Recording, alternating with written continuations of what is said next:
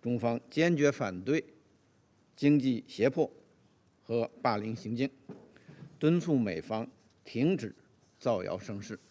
The United States, however, remains concerned about China's outsized influence over the Panama Canal area, especially over critical infrastructure and port operations. China's expansive and unlawful maritime claims and aggressive actions demonstrate its threat to maritime security and commerce. The United States rejects such claims and stands with claimants in the face of China's provocative actions and intimidation.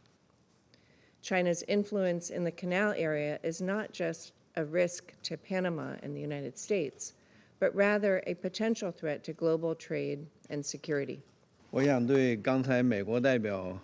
刚才的发言做一个简单的回应。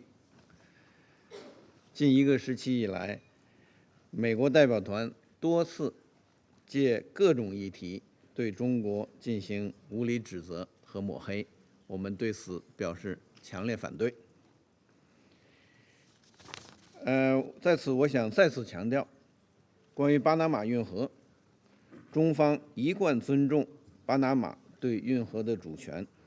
承认巴拿马运河作为永久中立国际水道的地位。美方炮制谎言、无端攻击中国，无非是为其控制运河制造借口。中方坚决反对经济胁迫和霸凌行径，敦促美方停止造谣生事。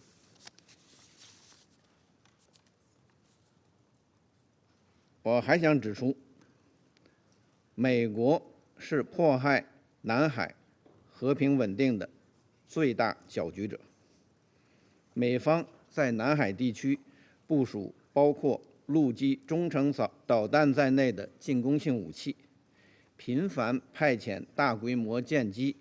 到南海搞军事侦察和演习，在别国的家门口耀武扬威、